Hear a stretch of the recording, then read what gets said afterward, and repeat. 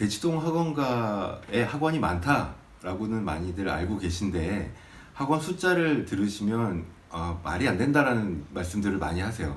뭐 학원이 7,000개다, 뭐 10,000개다, 뭐 심지어 12,000개다라는 소리들도 있거든요. 근데 일반적으로 대치동 학원가라고 하면 떠올리시는 지역이 음마아파트 사거리에서 한티역까지 직선으로 이렇게 뻗어 있는 그 도로 인근에 있는 학원들을 대치동 학원가라고 많이들 생각을 하십니다. 아마 그렇기 때문에 대치동 학원가에 학원이 수천 개가 있다라고 하면 안 믿으실 것 같은데요. 실제로 서울시 내에 있는 3대 학원가라고 하는 지역들을 살펴보면 3대 학원가 중에서도 대치동 학원가가 가장 넓은 구역을 차지하고 있습니다. 제가 어느 지역, 어느 학원을 갈 거냐, 어느 지역으로 이사를 갈 거냐를 알아보는 중간에 세 군데 학원가를 다 다녀봤는데요. 대치동 학원가 같은 경우는 포스코 사거리에서 대치동 타워 팰리스까지를 전체 구역을 다 대치동 학원가라고 생각을 하셔야 됩니다. 음마아파트에서 한티역까지 뻗어 있는 그 직선 도로 이후로 이 이면에 있는 빌라 지역이라든가 아파트 지역 군데군데 곳곳에 이제 학원들이 수없이 많이 있는데요.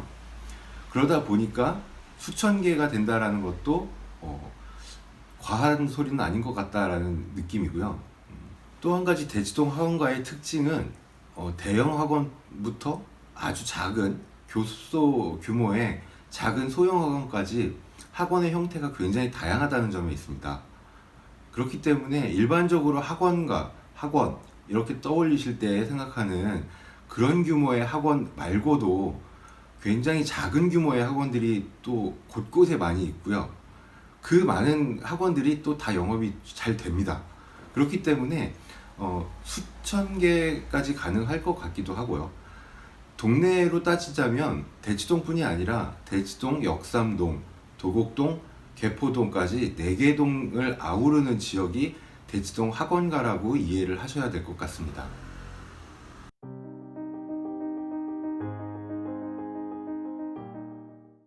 학원에 대해서 생각하실 때 과목이 한정되어 있는데 학원이 그렇게 많을 필요가 있냐, 그리고 그렇게 많을 수가 있냐라는 생각을 하시는 분들이 계신 것 같아요.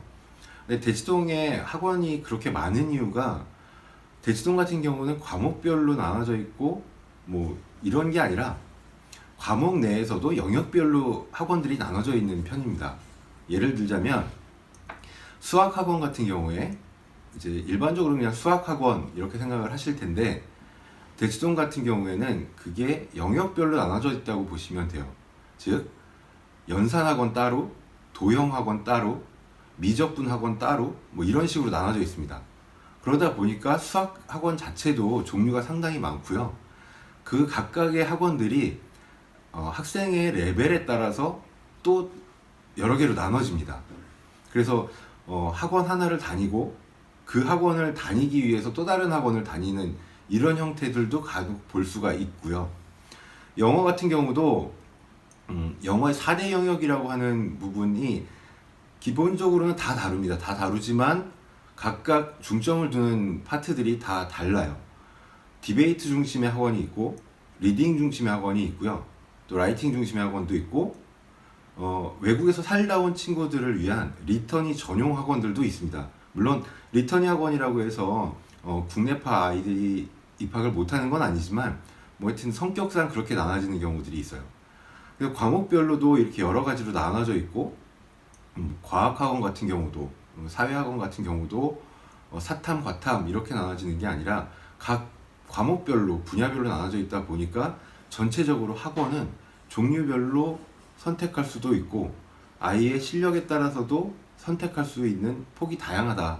그렇기 때문에 대치동의 학원이 수천 개 이상 그렇게 많을 수밖에 없다라고 이해를 하시면 될 것 같습니다.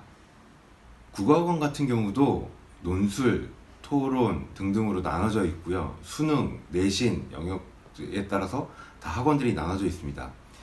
토론이나 논술 같은 경우도 그냥 단순히 책을 읽고 뭐 얘기를 한다, 뭐 이런 정도의 수준, 그러니까 뭐 미취학 아동이나 초등학교 저학년 같은 경우는 그런 정도의 토론 수업도 많이 있으세요. 하지만 중학교 이상 이렇게 올라가게 되면 입론서를 쓰거나 하는 전문적인 토론 형태의 토론 수업을 하는 학원들도 많이 있습니다.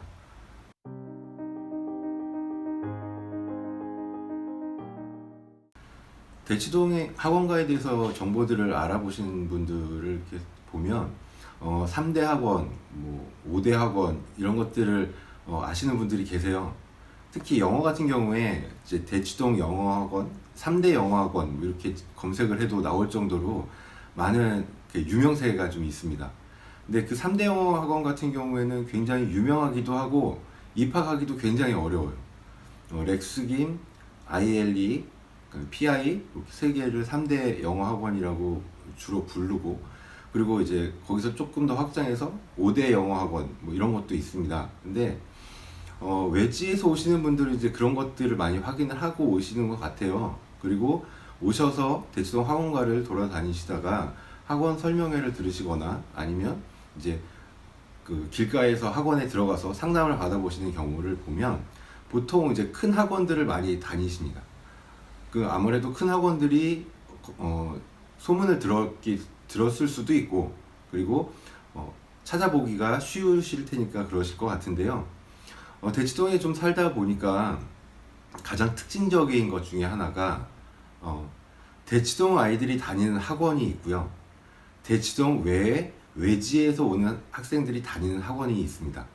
뭐 그렇게 딱히 구분된다기보다는 대치동 아이들이 많이 다니는 학원, 그 대치동 아이들이 주로 학원생인 학원이 있고, 외지에서 온 학생들이 이제 학원생의 대부분을 차지하는 학원이 있고, 이렇게 나눠진다고 보시면 되는데요.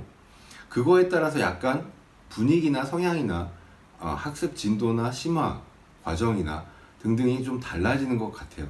그래서 이 애가 다니는 학원이 과연 대치동 애들이 많이 다니는 학원이냐 아니냐도 생각해 보실 필요가 있을 것 같습니다. 실제로 대치동 애들이 공부를 더 잘하냐, 그래서 대치동 애들이 많이 다니는 학원이 어렵게 가르치냐, 뭐 꼭 그렇진 않을 수도 있는데요. 대치동 아이들이 많이 다니는 학원들을 보면 대형 학원 중심이라기보다는 간판이 잘 안 보인다거나 아니면 이면도로에 숨어 있다거나 그런 소규모 학원들도 많이 다니세요.